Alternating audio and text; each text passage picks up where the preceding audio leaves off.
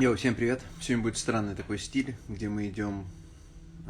здесь телефон, то есть вы в моем телефоне. Телефон направлен на лаптоп, и лаптоп снимает меня, и здесь еще появится Дерек секунда на секунду. Всем привет. Вот. Что интересно, что как я систему здесь сделал, чтобы теперь мне нету штатива, поэтому вместо штатива тут стоит санитайзер Clorox, который спрей-головкой держит этот телефон на месте. Это очень так DIY стайл. Вот. Так, единственное, что мне сложно читать. Мне помнишь, мне сложно читать. Так, ну-ка.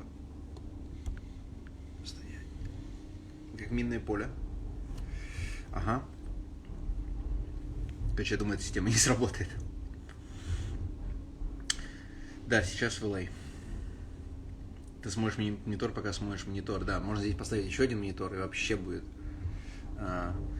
эмоциональный угар. Так. Сейчас будет.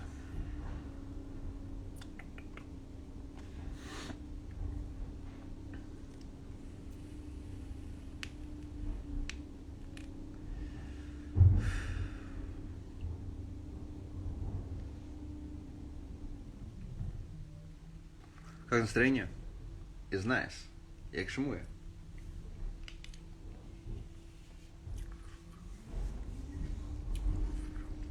Схемы крутые фильмы также снимаю, ну да. Так. Дерек Колстад is in the waiting room, yeah.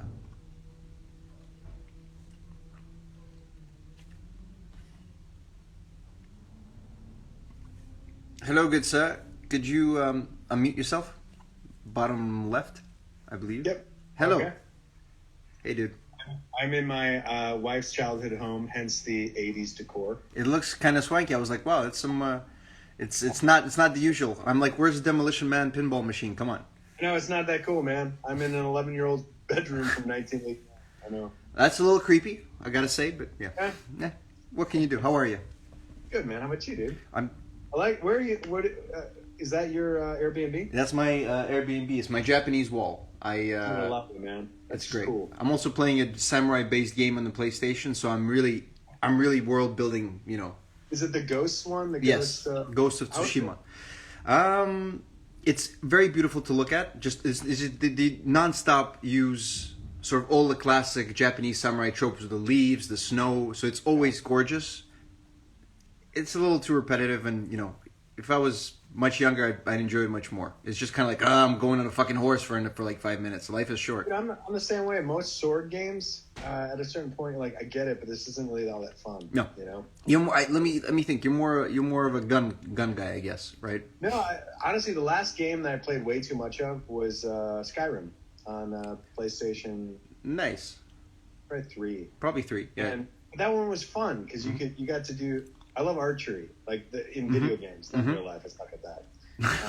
No Katniss here, but that kind of shit I love. Sword fighting though, it at a certain point you're like, this doesn't feel organic at all. No, it's having it like to me an impersonal gun beats a personal sword. Swords are, it's too much work. You got to swing your arms and you got to have muscle. Like you don't need muscles for guns. You don't need to go to the gym. You just fucking aim and shoot. It's like those lightsaber VR games. You're just like, I'm tired now. Yep. I got that one, and I played it for a little bit. I was like, I'll have exercise while having a game. 2 days later, I'm like, fuck. I feel my shoulders. No. How much time do you have? How much do you need? It's, yesterday we went for an hour. We planned for an hour with Pavel, but we ended up doing 2.5. So it all depends on you and your availability. No, I can do an hour. Let's see the quality of questions. If the quality is not that great, we'll say arrivederci. And if the quality is great, then you feel you guide the way. Okay, so I'm going to be reading from the phone. By the way, you can't see this. This is pretty hilarious. Check this out. That's how I set up the phone. I got a Clorox bottle. Yeah. Dude, you do come from indie film, man. Look, it's either that or go buy a tripod, and I'm definitely not driving around to buy a tripod. Is just too much work. I'm lazy. Okay, so we shall begin. And yeah, this is fucking impossible to read, so I'll be... Ребята, я буду двигаться. Sorry. So the way it works, Derek, is you're going to be... I'll ask the question. You talk, you answer, and then I'll try to translate as much. Maybe if you don't go too long with the answer, so I don't have to remember that much because my memory is kind of bad. Okay. But yeah. Okay. From the top.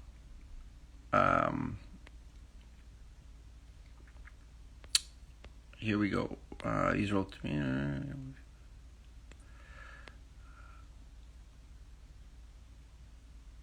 Okay, so this is an interesting one. When you were writing Wick 2, you already knew, you obviously had the background of, the first one did well, everything, you knew there was going to be Keanu, so it was written, with knowing the actor. Was it a different process?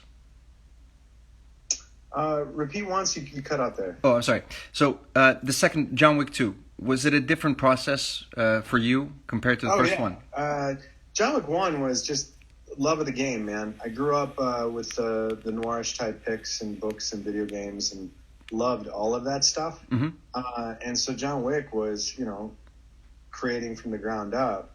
John Wick 2 was, the first movie did well theatrically, but enough to, quote unquote, break even for a studio when you bring in to play P&A and all that kind of stuff.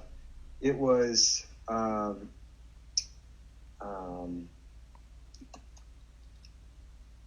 it was with 2, suddenly you had egos and you had not egos, that's not the right word, but suddenly it was worth something. And everyone who was kind of just doing things with a shrug and going like, this is another little movie, suddenly saw this as a potential franchise, and they were like, "Oh shit, let's get our claws into it." And it was pretty massive, So it was much more difficult. And honestly, John Wick 2 is one of the most difficult things I've ever been a part of because we didn't know it'd be that big, and we didn't want it to fizzle and die. We wanted it to keep going, and so we all put all of our work into this and then some, and it burnt us out. But we're all very proud of what that movie was. But it was a hard one. For as simple as it may be compared to the other two, it was far and away the hardest one. Evan said the same thing. He only worked on 2 and 3, obviously, but he said the second one it was a much more complicated editing procedure. Oh, yeah. When Evan's guy came up with the idea to change the sequences around, and he saved us in regards to actually making the logic flow, but at the same time increased the VFX budget simply because we needed to make sure that the look and feel and match. Keanu's face matched. I remember. The continuity of all the scratches and stuff. There was a lot of. It's one of the reasons the sumo guy throws them through. Yes. Okay, let me translate that. There's a lot of stuff you said, so my memory is not that great, but I'll try. Вопрос был, в чем была разница, когда он писал второй Уика против, если сравнить с первым. Он сказал, что в первый Уик все работали, потому что верили в этот маленький фильм и думали, что может получиться что-то классное. Было что доказать. Потому что у него не было особо успешных фильмов, это был первый фильм для Дэвида, для Чада, и они пошли и просто снимали такое, для них это было, кроме карьерной важности, это был очень такой, очень любвеобильный проект, потому что они сильно верили, им нужно было верить, и это было такое независимое кино, по ощущениям. Второй фильм, так уже чувствовали, что будет похоже, что это будет франшиза, то стало намного больше глаз на них смотреть, больше внимания со студии, студия Lionsgate.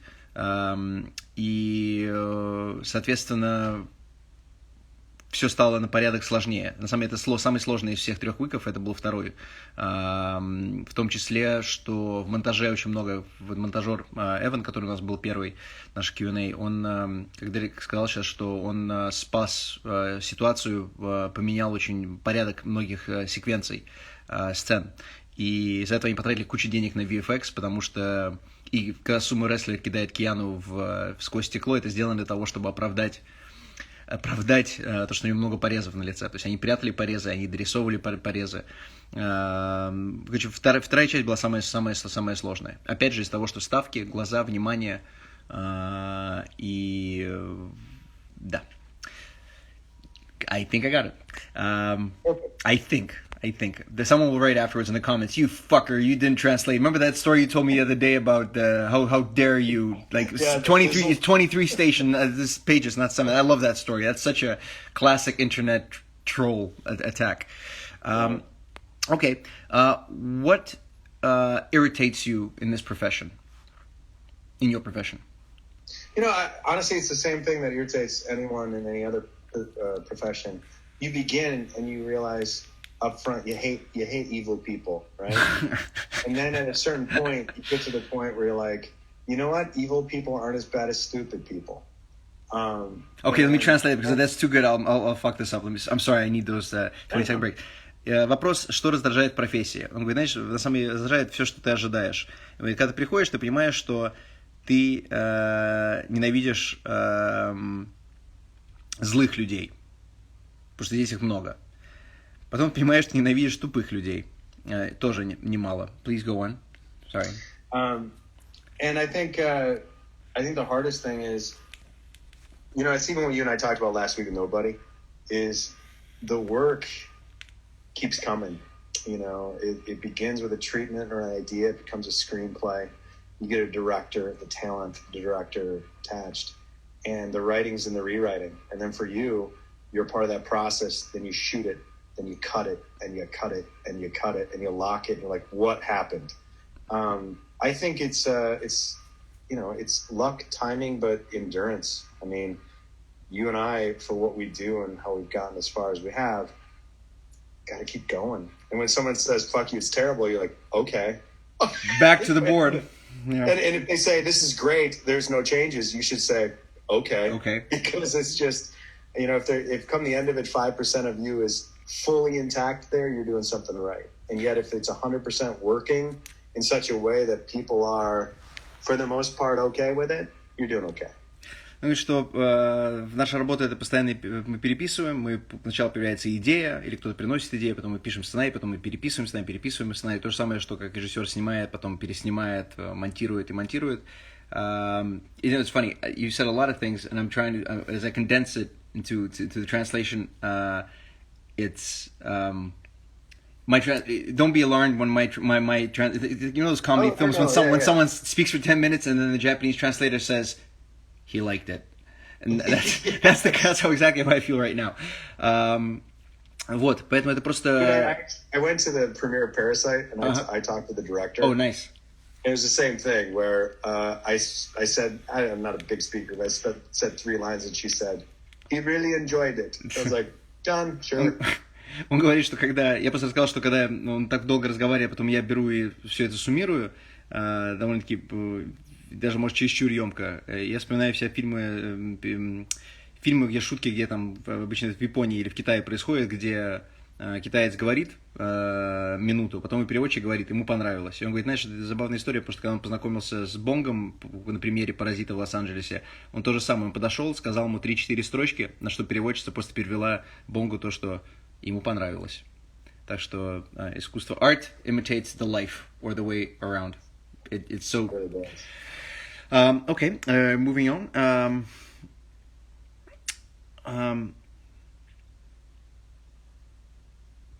Hello, Derek. Guys, have a good stream. Here's a question. How do dialogues of characters form in your mind? Do you have like this sort of template that you jump to right away and then you start from there and you alter it? Or you know right away what needs to be said and in the style that it needs to be said in? What is the process? Can you walk us through that? I really wish I knew right away. I think a lot of it has to do with, per our discussion in the past, I didn't read a lot of books about screenwriting. I wrote because I fucking love movies.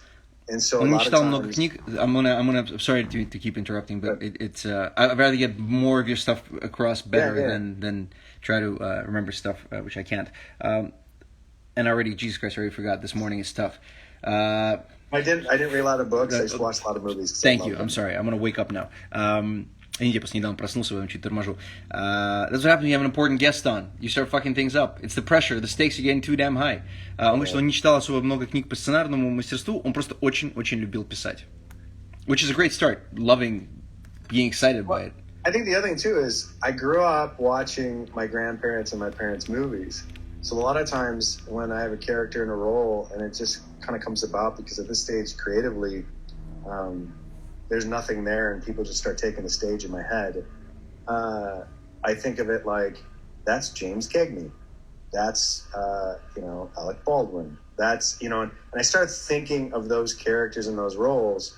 And then formulating based on my favorite shit, Он вот отталкивается от того, что ему нравится. Он представляет, когда он не знает, кто еще актер, а сценарист никогда не знает, когда он пишет, кто будет играть. Даже когда он знает, он на самом деле все это финально, никаких гарантий нету.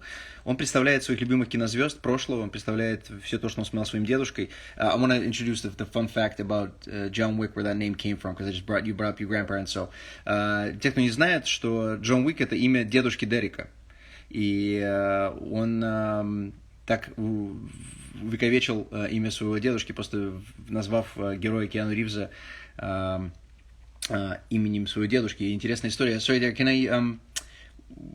the story about the kid who met your grandfather. Can you tell that such a wonderful... yeah, no, it was a couple of weeks ago, and my grandfather, John Wick, is still alive. Дедушка еще живой. And there is a place called... I think it's just John's Landing in Mazomanie, Wisconsin. Есть в Висконсине, откуда он родом, есть место, которое я сейчас не повторю это название, но вы поняли, есть место там. John's Landing, да. And he helped a young woman and her son in with their boat. Он помог с лодкой женщине с ребенком. When the kid heard that his name was John Wick, and he said, "Oh, like the movie," and my grandfather was, actually, it was named after me. My grandson wrote it. И маленький молодой человек, сын этой женщины, когда услышал, что дедушку зовут Джон Уик, он говорит, как типа в честь Киану, типа как Киану Ривза. Он говорит, нет, на самом деле персонаж Киану Ривза назван в честь меня, это мой внук написал этот сценарий. And of course the young kid lost his mind. Yeah, well, it's funny, but the younger the fan is, for a lot of them, there's fear. Like, oh shit, it's John Wick. And if he's my grandfather... Интересно, что чем моложе поклонник, и когда дедушки бывают такие ситуации, что у молодых поклонников, кто случайно узнают про дедушку и про эту историю, у них первое впечатление то, что, блядь, это крутой же, это Джон Уик, это в честь него назван, значит его дедушка тоже должен быть абсолютный монстр. It's such a lovely story. It's very heartwarming. It's like I love how amidst all like what is really a violent film. Right, just, a lot of people get hurt in a lot of creative ways. At the heart of it, at the sort of the foundation is, I don't know the right term for it, but it's like not a love letter to your granddad, but it's kind of just like it's in that kind of vein where it's based on real human warmth and family, which is fucking great. Well, and you think about two things: is my grandmother, his wife, had died before the movie opened. I'm sorry. And her name was Helen. So in the movie, John is saying goodbye to Helen. And I should have given all the grandkids a heads up because you had random people crying in the theater. And I was like, oh, yeah, that's right. Oops. But even when the movie came out, like my grandfather did some local interviews. And he's not going to watch the movie. He's in his 90s. He hasn't seen an R-rated movie since The Piano. That's an interesting final choice, yeah. Okay. Yeah, where it's like, a lot of penis. But here's a question. Can you ever have too much penis in a film? I don't know. I don't know. Maybe when there's Harvey Keitel involved. But he did this interview, and it brought tears. I cried a bit because he was just like, Derek's been working for so hard, and ever since he was a little kid, he loved movies, and I'm just so happy and proud that he finally gets to work in them. That's his blue collar. That's amazing. I love it. It's a perfect reaction. Он говорит, что жену Ривза в фильме звали Хелен, и он прощается в фильме с персонажем по имени Хелен. Так вот, Хелен — это его бабушка, и бабушка у него ушла из жизни, и он говорит, надо было, конечно, мне заранее некоторых родственников дальних предупредить, потому что они пошли в кинотеатр и плакали. И это было, мне стало потом неловко, когда я прочитал интервью с дедушкой, дедушка стал чуть-чуть местной звездой в этом небольшом городе в Висконсине. Дедушка сказал, что я так рад за своего внука, он всю жизнь пытался, что-то писал, я так рад, что он, конечно, он делает фильмы, которые люди смотрят, и я за него дико горжусь. И Дерек, когда это прочитал, он сам чуть-чуть пустил скупую мужскую слезу. It's a beautiful story. I didn't know about Helen. That's another layer. That's another layer to the family onion. Here's a question in English from Alan. I read the original John Wick screenplay and noticed that back there you imagined John as more tired, wounded, and older man than he looks in the movie. Were you a little bit upset when you saw the movie? Now, by the time I saw the movie, it had changed within that year, you know? Initially, it was written for a Robert De Niro type character. Изначально был написан, Джон Уик был написан для Роберта Де Ниро. И вопрос у Аллена, что изначально сценарий Джон Уика был написан более взрослый, старый, уставший герой. И расстроился ли Дерек, когда увидел в фильме. И что Дерек говорит, что он видел, понятно, что он не видел на премьере, он до этого много участвовал в процессе. Изначально фильм писался под типаж типа Де Ниро должен был быть. And I think, like, in my head, it's always like a Paul Newman, right? And such a shame, right? What's that? Such a shame. That's it. We'll never get another Paul Newman movie. It actually pains me when I think about it. That's why I don't want to think about it ever. Sting, dude. Yep. But that's the thing, though, too. When you look at the movie, it went from, a guy in his 70s. The dog is 18. He'd been out for He'd been out for 2 decades, and the wife had been long dead. And so suddenly, when Keanu got on board. And the first thing he ever said to me, and I do a shitty Keanu, but it was, I'm going to play him 35. And I was like, sure. You got it. And from there, it blossomed into what it is. Когда появился Киану, он сказал, что у тебя в сценарии ему 70, собаке 18, но я буду играть Джон Уика, как будто ему 35. На что Дерек сказал, класс, здорово. Which is really the only thing you can say when Keanu says, I'm going to play him 35. What are you going to like, I mean, there's like, even as a director, I'd be like, sure. What I think he meant, I'm guessing, is he meant the sort of the youthful energy that he's not that. And here's the thing: you would have had a more Logan-esque kind of story, and that would have been wonderful as well. I never read the original, but it's, I'm sure, both, and it was also titled Scorn. Yeah. Изначально фильм назывался Scorn, не назывался Джон Уик. And it became John Wick because Keanu and the press just kept referring to it as John Wick. And Lionsgate was like, that's a lot of free money for marketing. Let's just call it John Wick. И сценарий изначально назывался Scorn. Scorn, сейчас посмотрите в словаре, переводчики, я еще не могу точно перевести. Понятно, что связано с...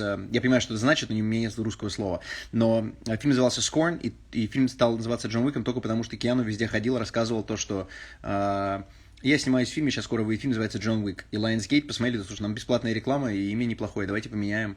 И стал Джон Уик. Moving on. Will you be writing the 4th Wick, sir? Right now I'm not involved, just because the thing has become larger than me. And yet, I'm doing movies with Dad, I'm doing movies with Dave, and, we made it to the trenches. So I'd love to be involved in a certain capacity at some point, but it's bigger than me, man. Он говорит, что в 4-й части он не связан, там и причина, он говорит, простая, то, что эта франшиза стала больше, чем что он один, как сценарист. При этом у него есть проекты, которые он разрабатывает с Чадом, отдельно проекты разрабатывает с Дэйвом, причем я рассказывал проекты с Дэйвом, там реально очень, я надеюсь, все это выгорит, и мы сможем посмотреть, там классная идея. Вот. Next question is, which way do you prefer more? First come up with a character and build a story around him, or adjust the character around the story? Он предпочитает делать персонажа и потом историю вокруг персонажа, или историю, а потом менять персонажа под историю? Usually it comes up with, in my head, a scene, Начинается со сцены, с одной. But as soon as you begin to create anything, you lean 100,000% into character. И как только начинается работа, 100% надо давить на героя. Пусть герой ведет решает твой путь сценария. Because if you look at, like, Rambo, he's not the best soldier. Rocky, he's not the best fighter. John McClane, he's not the best cop. They have will, which means they crafted that character out of love and just focused on who they are. Если посмотрите Рэмбо не очень хороший солдат. Если посмотрите Рокки, он не очень хороший боксер. We say Rocky, Rambo and Die Hard. Крепкий орешек, Маклейн не очень хороший коп. Но за ними интересно смотреть, у них все получается, потому что у них очень большая сила воли. И это прям очень интересно. Yeah. It makes total sense. Like, I was asking a question, I was like, yeah, there's so many ways of doing it. Once you answer, you're like, no, there really is. Let the character decide, lead the way. You can look at Raiders of the Lost Ark. Like, you don't need the arc. You just want Indiana Jones. Yep. Если посмотреть на Индиана Джонс, там все, что вокруг, не так важно, как самый кайф ты получаешь от Индиана Гаррисона. Герой важнее. для него. Is it true that... First I'll say in Russian. Правда ли, что к сценаристам зачастую относятся плохо и их используют попросту? Is it true that screenwriters are often not appreciated enough and they're used? You could say they're used? Yeah, well, honestly, every position in any industry, but especially this one, there are times where it feels that way. В каждой индустрии всегда есть такое ощущение в любой позиции, не только в кино, особенно, но при этом особенно здесь. But in reality, you're a part of a machine. Но в реальности ты кусочек огромной машины. The number of times you see a Hollywood movie, and what I mean by that is like a tent pole, and there is one name is rare. There's going to be 3 or 4 because they're spending $150 million in a movie. Throwing money at a writer who has a different perspective, even if it changes it just a little bit to get it better, I kind of understand. But at the same time, we are asked to lift a lot, and yet it's me sitting at a computer. Like, I'm not milling anything. I'm not farming the land. I am just typing. So there are days where I could bitch about it, but I worked hard to get to the place where I get to work hard. You know, so you got to roll with it, man. Water off duck's back. Он говорит, что в каждой индустрии есть ощущение, что тебя используют. В кино не меньше и даже больше, чем во многих, особенно с сценаристами. При этом, когда ты смотришь, выходит фильм за $150 миллионов или за $200 миллионов, и там куча сценаристов. Ты понимаешь, логика, как бы это болезненно не было сначала, логика в том, что студия верит в фильм и начинает тратить и покупать сценаристов, чтобы они работали. И даже если они меняются им чуть-чуть, это приемлемо, это нормально, и к этому довольно-таки быстро привыкаешь. Вот. И на самом деле ты понимаешь, что это, например, вода с гуся. Ты просто идешь и делаешь свою работу. И радуешься тому, что у тебя есть возможность ее делать. Потому что Дерек поздно... Derek, when did you... Sorry, this is an add-on question for me.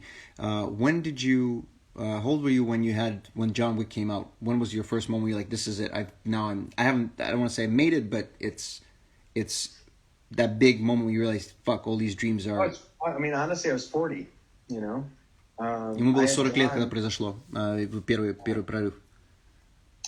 And a lot of it's so funny because people say is like, wow, you got a late start. And the reality is like, yeah, but I had a couple of lifetimes before this one as I was trying to get this one.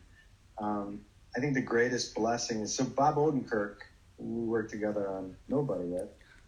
He said to me at one point, probably the second meeting was, Derek, one of the greatest things that ever happened to me was becoming famous later in life. Because he had his career, he had his family, and he was who he was. And he liked who he was. And who he was and who he is a good man. If this had happened when I was 21, I don't know. You'll be probably an impossible person to deal with. Everyone I know who hit... Exists out here? Yeah. Говорит, что у него успех пришел поздно. Ему многие говорят, ну да, ты поздно, ты в 40 лет только пришел к успеху. При этом он говорит, что он прожил 2 жизни до этого. У него семья, так же, как у Боба. Боба ему сказал на их второй встрече, то, что он не абсолютно кайфует от того, что успех и известность пришла к нему так поздно, потому что он успел пожить нормальной человеческой жизнью. Он делал все то, что он хотел сделать как человек, и только потом стал востребованной звездой. И можно это по-разному смотреть, это я уже чуть от себя добавляю, можно по-разному смотреть, но на самом деле... лучше позже, чем никогда. Ты имеешь опыт. Потому что если Дерек, как он говорит, если ему было бы 21, когда вышел бы Джон Уик, был бы совсем другой человек. И от себя добавлю, что я думаю, Дерек был бы невыносимый. Потому что большинство людей, кто я знаю, почти подавляющее большинство людей, кто я знаю, кто пришли к успеху очень рано, они не испытывали жизнь. Просто у них нет вот этого экспириенса, который заставляет тебя оценить то, что есть. Это очень важно. Next up. Do you do when you write? What's your principal approach? Do you do structure first, or you just write whatever comes first, or do you go from top to bottom? Or does it change? You know, I like going in order because a lot of times I love the first act the most. You know, second act is where all the work is. Sure. And the third act is, you know, how much money do you have left? Make it, right? So, let me translate. This is too good. I don't want to forget about this one. Он говорит, он начинает обычно сначала. Самый любимый всего писать это первый и третий, это первый акт. Второй акт это совсем самый сложный, это классика. А третий акт в его фильмах это всегда вопрос, в первую очередь, сколько у нас есть денег. И на что можно рассчитывать. Потому что масштаб финала зависит от этого. Is it true that when they say, if you're having problems with the third act, then you don't have a good first act? I keep hearing that, and it kind of makes sense, but I want to hear a professional's opinion. You know, I think so. Because there's also... I like either very short or very long first acts. I think those make the most interesting movies. A lot of times disaster movies feel like 2 acts, right? Before the disaster and after the disaster, yeah. Right? So by the time you get to the third act, in my head, look, when you watch Die Hard at the first time as a kid, your favorite part in the third act is the look on Hans Gruber's face when he falls, right? When you watch it when you're older, your favorite scene is when John McClane yells his ex-wife's name. Mm-hmm. And you realize this whole movie is about character. Mm-hmm. Что посмотреть на разные фильмы, если смотреть на фильмы катастрофы, у них обычно даже 2 акта. До катастрофы и сама катастрофа. Если ты смотришь «Крепкий орешек», когда ты смотришь его первый раз, когда маленький, у тебя в третьем акте всегда есть любимая часть. И обычно любимая часть, когда Алан Рикман падает с крыши, этот шикарный взгляд в рапиде. Когда ты смотришь его чуть постарше, ты понимаешь, что самая классная часть третьего акта — это когда Маклейн кричит имя своей жены. И ты понимаешь, что... В этот момент ты понимаешь, что фильм на самом деле держится и работает охуенно из-за персонажа, а не из-за экшена вокруг. Поэтому тут нет единого правильного ответа. Главное, чтобы работало. What motivates you to do the best script you possibly can? Well, I mean, I think what it comes down to is, you know, when you look at certain filmmakers or musicians or artists, and there are those that a sellout is someone who goes and does the Pepsi or Coke commercial. Mm-hmm. And in reality, like, if I was a director of commercials, that'd be the fucking one I'd want to do, right? And in genre, like, I'm not selling out. This is the movie I watched. This is what I want to do. This is what I love. And I'm just paying homage to the great movies that came before me. And I just, you know, I want to be a part of I want to be invited to their party, you know? And I don't want to be an irritating guest. So I do as much as I can to get that screenplay to where it needs to be and where it can be. Главная его мотивация, потому что ему, разумеется, нравятся деньги. Он говорит, что часто говорят, что режиссеры продаются и снимают рекламу. Он говорит, я был бы режиссером, я бы снимал рекламу Pepsi с большим удовольствием, потому что это просто кайф. Но главная мотивация для стараться максимально круто сделать сценарий, он хочет, чтобы его фильмы в итоге любили так же, как он любит фильмы, которые он любит всю свою жизнь. И чтобы, если была бы такая придуманная тусовка всех сценаристов, режиссеров всех имен и народов, чтобы он мог зайти на эту тусовку и чувствовать себя как дома, а не как надоедливый гость. That's a wonderful way of saying it. Not to be an irritating guest. It's like you have a way with words, sir. Now with Zoom nowadays, I talk more, so. I mean, question for me. During a week starting from the pandemic, how many business calls, Zoom calls, do you have on average?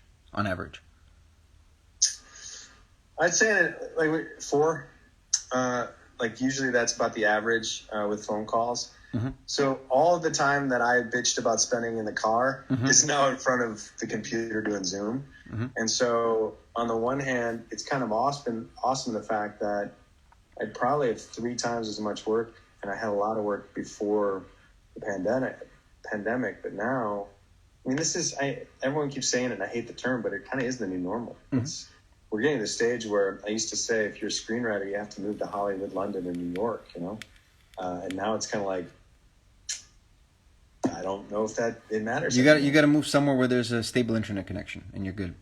No, that's true. Он говорит, что если раньше он жаловался, и я от него это слышал, то, что очень много времени проводит в машине, катаясь по всяким встречам, то сейчас там 4-5 звонков в неделю по Zoom, и весь бизнес закрыт.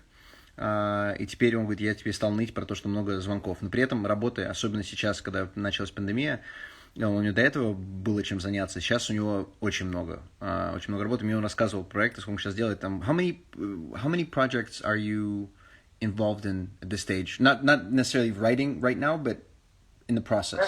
About 2 dozen. Сейчас у него в обсуждениях 2 дюжины, то есть 24 проекта. How many are you writing? Do you have a concurrent list, or is it just one at a time? What is the... Well, like, I would say a third of these are turned in and we're waiting. То есть треть от этих 24 уже сданы и просто ждет комментарии. A third I'm writing. Треть пишет. A third are treatments, emails, pitches. А третье это пока имейлы, синопсисы, тритменты и питчи.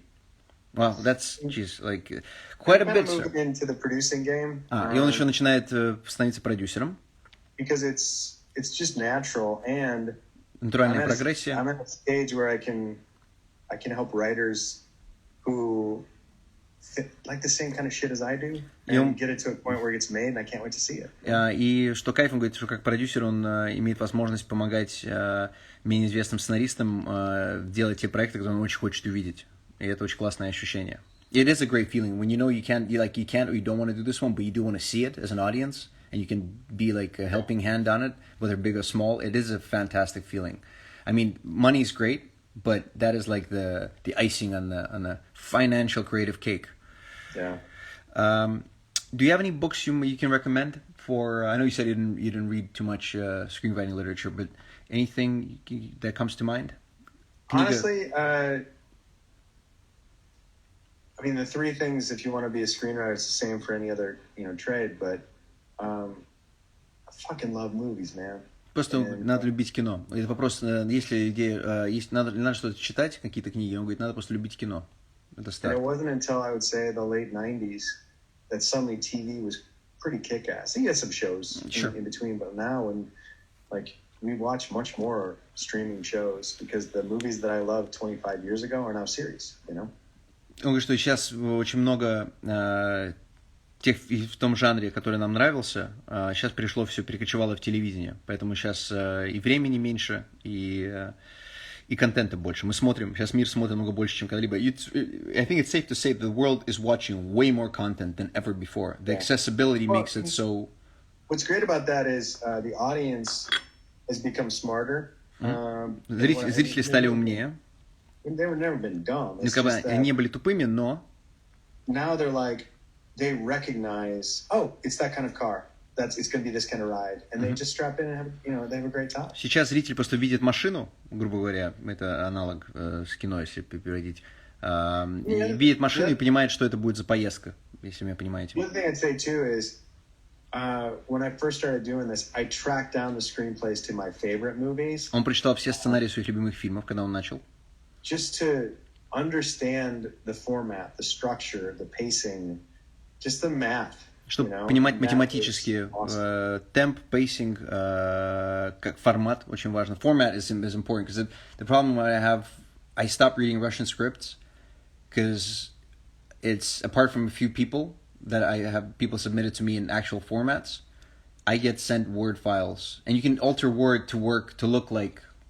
Build a template. Yeah, but it's still it's so much of it is sort of the enjoyment of the read of a script, at least for me, who's not a professional reader, who hasn't read hundreds, but I've read 50, 60 scripts.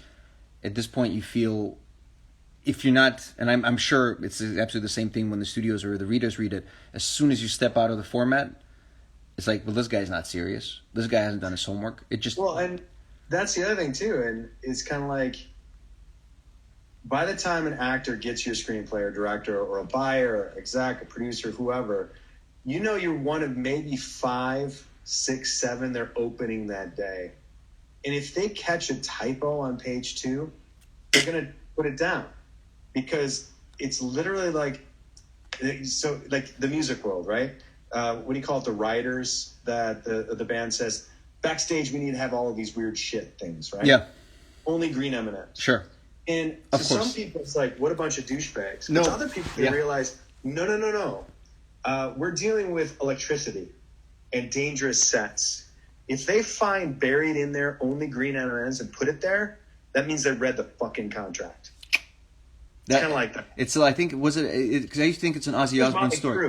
I think it's Motley or Van Halen or someone. One of the big guys from the 80s. Because everybody and I remember myself thinking, what a douchebag, exactly. But then once you understand the logic, it's very right. Give me a sec to translate that. Сейчас привел классный пример, то что вопрос формата. Я заострил внимание на формате, потому что у меня проблема личная. Когда я читаю сценарий, я не могу читать, когда вижу, что не формат. Когда я присылаю в Word, это прям меня тяжко бесит. При том, что я работаю с людьми, кто так работает, я принимаю их, такие есть, но они прям большие таланты. И я понимаю, что для меня это сразу сигнал, то, что человек не знает формат, не читает сценарий и как бы или выпендривается просто так.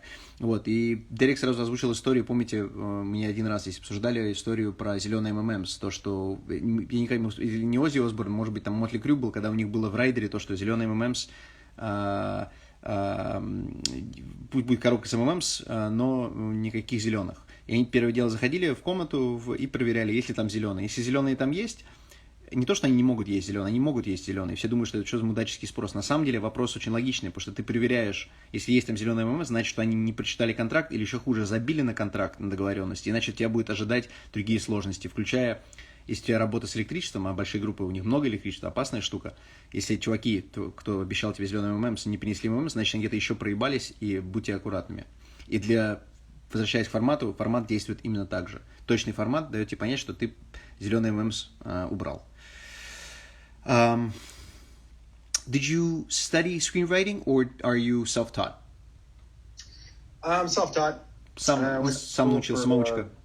Business administration because no one else in the Midwest worked in this industry. So I got a real job. Он из Висконсина, там особо в кино никто не шел, и он пошел учиться на настоящую работу, как он называет. Он пошел получать администрацию бизнеса, бизнес-менеджмент. What do you think is the hardest genre to write for you, and is there a general consensus? Comedy. Самый сложный жанр – комедия. I think comedy, because when you think of the international appeal of a movie, your best tentpole movies, people getting punched. Let's just take the one I've done, or even Nobody, right? If you put it on mute and you put your favorite album on and didn't speak English and just listen to music, it'd be still enjoyable. Oh yeah, right? You'd be like, yes, I get it. It's fun. Comedy, though, what's funny to the writer may not be funny to the reader. May not be funny to the audience member, and is never funny to all audiences, right? And I've read screenplays where I'm like, I don't get it. And then you see the movie and you're like, well done. I couldn't have done that. But that was funny, you know? Комедия самая сложная, потому что, вот если посмотрите Джон Уика, и когда вы посмотрите Nobody, вот будет такое же ощущение, что если выключить звук, вы будете понимать более-менее суть. Вы понимаете, как бы моя добавка это то, что неважно в какой части мира, все понимают, что такое получить по ебалу. Комедия крайне субъективная. Ты написал сценарий комедийный, студия читает, в студии кажется не смешным, актер может показаться не смешным, зрителю может показаться не смешным. Настолько много барьеров, чтобы всем понравилось, чтобы тебя запустили, и даже он говорит, на его опыте он смотрит, читает на комедийные сценарии, думает, нет, нихуя не смешно. Потом через год-два выходит фильм, и он такой, здорово как. Поэтому комедия это... И я скажу, и для режиссера комедия самая сложная. And I'll say, from my perspective, for directing, comedy has to be the hardest as well, for the same reasons you mentioned before. And I was always thinking, like, I love Anchorman, right? I was watching The Other Guys the other day for like the 12th time, probably. Really. So here's the question. For me, I couldn't figure it out. I don't expect you to answer this, but like, I would love to do a movie like that. I don't have a great sense of humor like Adam McKay does, but not many directors do. If there was a script like that, can a director who hasn't done comedy before but kind of gets comedy and loves comedy, with the right stars, do you think it's possible to pull off without being that super witty, funny dude? Yeah, I don't know who said it, but if you are surrounded by talent in comedy and you're the director without that experience, you have to shift into I'm a documentarian. Yes. So, but it's possible. It's possible. Fuck yeah. Okay, one day, Derek, let's talk about... Exactly. But what I'd say, too, is what was the movie with Ryan Gosling and Russell Crowe? Took place in the 70s. Russell Crowe, sorry, Ryan Reynolds. The Nice Guys. Shane Black. Yeah. I love that movie. Mm-hmm. That kind of comedy, I would feel more comfortable doing because it's more humorous. It's very genre based. It's genre, elevating, heightening the stuff. Yeah, it's like when you start doing like conversational comedy, or wacky is wacky. We don't really see those anymore. But like when I watch a show, especially like The Good Place, you like that show? Here's the way I describe it: is we started watching the show on Hulu. I had no interest and left the room. Sony came and grabbed me 5 minutes later, and she's just like, "You got to see this," and it just ended up being like, "This is genius," And they went places and did things from a storytelling fashion, and I'm like, "You couldn't do when I was a kid, and now you can, and it's working." And then to a certain degree, you go back to the Office, and I'm a huge fan of Parks and Rec. Where you're like, why am I laughing so hard? That wasn't that funny. And you realize that's because it was so fucking funny. And we've all been through it before. But to that point, internationally, though, if you took the number one sitcom or comedy in Russia and had me watch it with the subtitles, and I did the same American to Russian, we'd probably both been watching it going, what the what? It's so cultural. You bring it up. I think Russians have bought quite a few pilots and the rights, and there's been quite a few shows that were adapted. And the way they did it, I had a friend who worked on a few of them as a translator. They would bring out the top showrunners. They come in, spend half a year in Moscow, set the show up, shoot the pilot, shoot some more stuff, work with translators, and they would nail it. And the stuff would be popular and famous. So it's kind of like only like a lower third doesn't solve it, but a ground up approach kind of does. And I'm gonna see if I can remember half of what you said. So I hope our listeners are proficient enough in English. Ребят, сказал очень много интересного. Честно, я сбился. Признаюсь, я чуть проебался, потому что мне очень понравился его рассказ. Но важно, я скажу, что для себя я открыл, что для меня... By the way, that thing about the documentarian, that's fantastic to know. Never thought about it that way, but it makes total sense. Он сказал одну замечательную вещь. Он сказал, что... Я спросил, может ли режиссер, который, вот допустим у меня как бы нормальное чувство юмора, но я не какой-то там сверхнаходчивый чувак, но я очень люблю комедии, люблю смотреть, люблю смеяться. Может чувак типа меня пойти и снять, как он думает? Типа один из таких хороших комедийных фильмов. И он говорит, да, но в таком случае надо, чтобы был вокруг очень хороший талант, уровень актеров, и в таком случае режиссер выступает как документалист. То есть он отходит и дает артистам выдавать максимальное количество юмора, потом уже в монтаже решается. То есть шанс для нас, кто не может написать комедийный сценарий, потому что я не могу, к сожалению, но я мечтал бы такое снять. Оказывается, шанс у нас есть. И теперь я знаю. Да. That was great. That was a really interesting answer. Great answer. It really made me think. Who are your favorite writers? Or the first that come to mind? Because I know it's always hard to be like, top 3. You don't want to rank them. It's not a sport. The guy... I gotta look him up quick. Go for it, dude. It's the age of Google. I mean, I won't look it up. I just think that when you think about it, when I was a little kid, Shane Black, of course, was the first guy that I began to follow. Shane Black. He, when I first began to follow this shit, it was the early 90s. And he had sold, and he was in USA Today. Like, he was in the press of, like, I didn't know screenwriters could be famous. No, he was a rock star screenwriter. Yeah, absolutely. Yeah. And, like, no, by the way, who wants that? But Shane Black. Yeah, exactly. But we had those. I'm sorry. I remember photo shoots from Empire Movie Magazine where he's in the pool, like half like torso naked. He's like, "What's up? $3 million for the new Lethal Weapon script. How you doing?" He had that absolute star. Like big star quality, which means my Empire. I got to do the same thing with this dad bod. Let's do it. We'll get a great photo session. We'll lather you up in oil. It's Shane Black is gonna be so jealous. It's weird because there are a lot of writers that I really dig, but when it comes to, I don't read a lot of screenplays. But I think in the television space, like I was a huge fan of Sean Ryan. What did he do? He did The Shield. Okay. And then he's just been doing a bunch of stuff, and we had various connections over the years. And, think for me, I read voraciously as a kid. So when you ask that question, I automatically go to Alistair MacLean and Dashiell Hammett and Tom Clancy and, you know, So Bond and Bourne novelist and all book, that kind of yeah. stuff. And that's what taught me how to tell a story.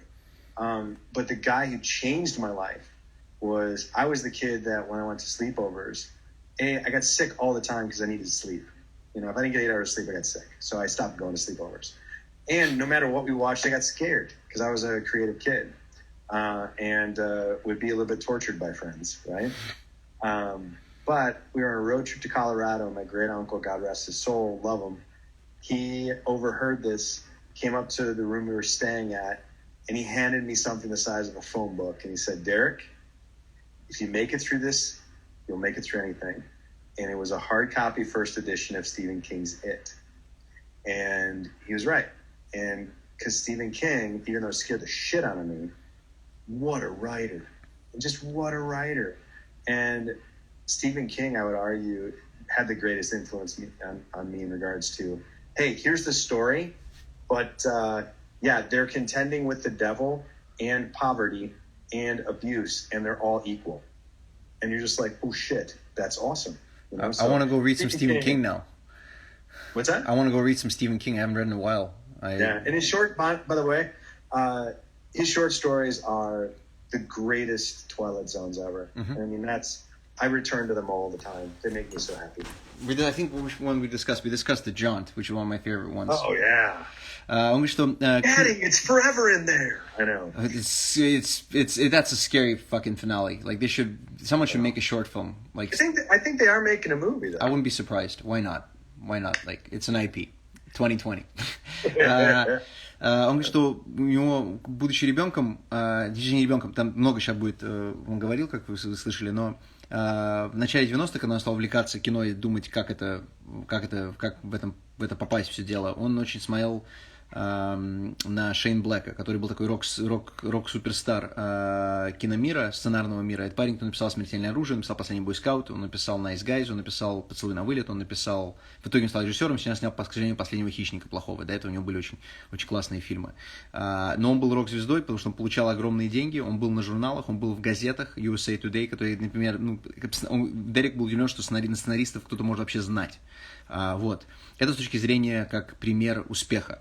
А что вдохновляло его и что приносило ему массу удовольствия, он читал больше книг.